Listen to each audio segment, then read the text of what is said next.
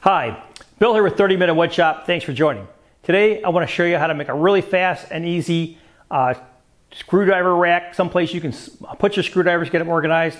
You can screw it directly to the wall. You can hang it on a pegboard if you want. Super easy to do. Now, you can see I got a screwdriver problem. All right, this isn't even all my screwdrivers. I have them from two of my uncles, both of my grandfathers, my dad, and some I've even collected on my own. I had to sort through them. Normally they sit on a bench or in a box, and I got to rummage around trying to find stuff. So what I did here is I've selected the screwdrivers I think are the most important to me, either because they bring a lot of memories. For instance, these two. When I was a kid, I worked with my grandfather on the old Ford tractor with these, and these are actually from the 40s. The rest of them you can see are Craftsman screwdrivers. Yeah, we're a Craftsman family, big Craftsman family since like the 1950s. So still am and still use Craftsman tools. Now all that said, these tools span from 1940 all the way up till 1998, I think. That's when I bought these last three. These are the ones that I bought.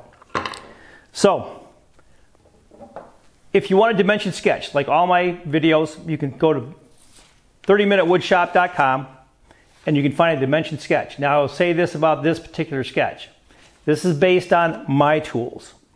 Please, if you're going to use this, make sure that you check your dimensions so you get the spacing and the diameters of the carry points the way you're supposed to be, the counter bores. And hey, I'll ask up front, do me a favor, pop down there, hit subscribe. I'd appreciate that much, and let's start making. First, let's draw a center line. Now we'll go ahead and follow the dimensions.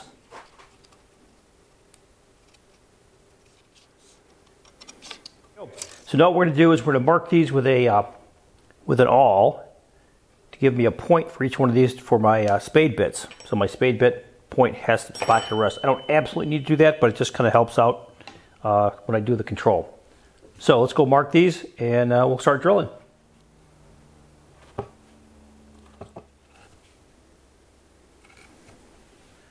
The first counter bore is going to be 3/4 of an inch. Now I've marked this 3/4 of an inch, not from the tip, but from the spade. So that's how deep I want to go, about halfway through this roughly. And then that's to fit this number 1 Phillips.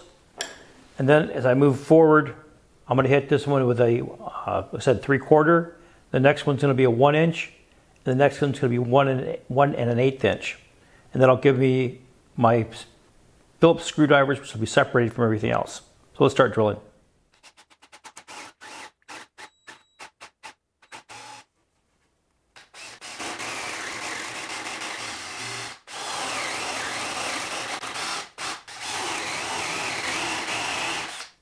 With all the counter bores in, it's time to start making the through holes.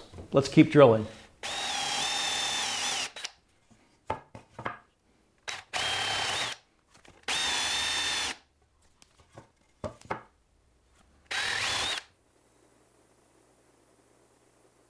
Time for sanding.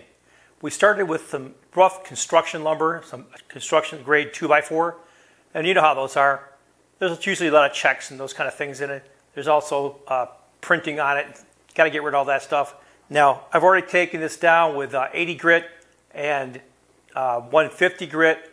I'm moving to 220 grit now. I'm going to give it a quick sand just to smooth it off, and we're going to call it good. And then we'll be ready for some finishing. So let's start sanding.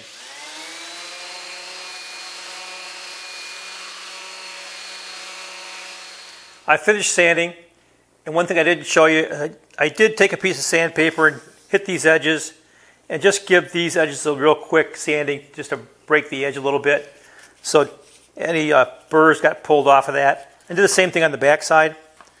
So that was just a little bit of hand sanding, not a lot. Now I'm going to put on boiled linseed oil. And all I'm going to do here is, I've already shaken this up. We'll just flood the surface, let it soak, and then wipe. Probably had to put 2 coats on because this is a very soft wood. It absorbs a lot of finish. So let's get started.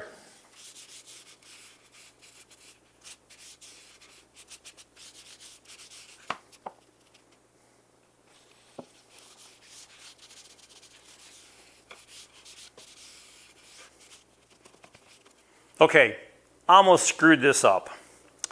So remember when I said hold it up against the pegboard and make sure you mark it?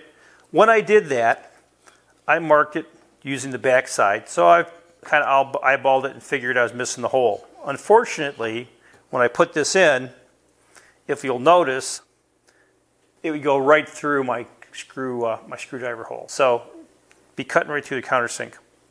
And exactly the same thing on this side. You can see it go right into the countersink, so it makes them completely useless. I had to go back and remark, so you can see here, I've remarked.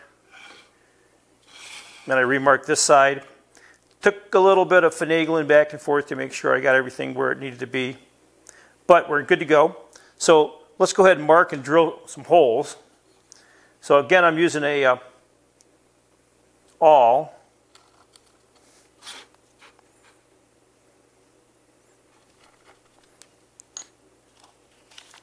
Now I'm going to use a 1/8 inch bit. So these are 0.13 in diameter, 0.13 inches. The bit is actually 0.125, so there's going to be some interference. This will be perfect for it. I don't have to use any super glue or anything to hold it in. Just have to come in here and drop the hole, make sure it's square.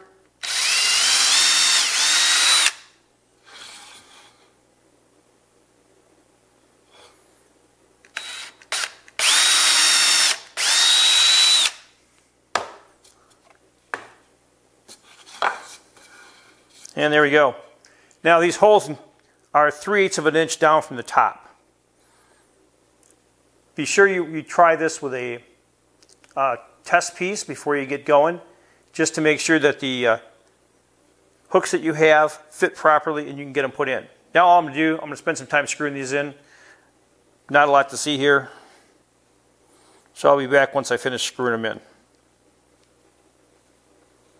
All right, what I did here is I finished screwing this in to about the thickness of the pegboard. All we have to do now is hook it up. And there we go, perfect. Gotta love that. Let's load it up with some screwdrivers.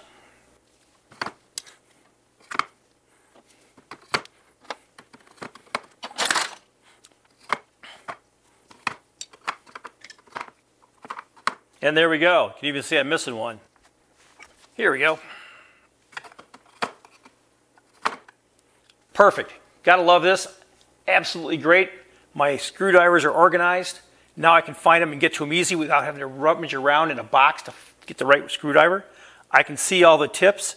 We are doing really good here. All that said, this has been a phenomenal project. I have one more thing I want to do is I want to put my burn my logo into here. And I'll do that in a few minutes, but absolutely great project. So I have to say this, it's been a really, really good project. Easy to do, fast, organization, man, boy, I tell you what, this really helps out my shop. If you got something out of this, do me a favor, hit like and subscribe. As always, you can find a dimension sketch. Go down here to 30minutewoodshop.com. There's also a link, and if you go to see more, you can find that in the notes. And hey folks, until next time, good making.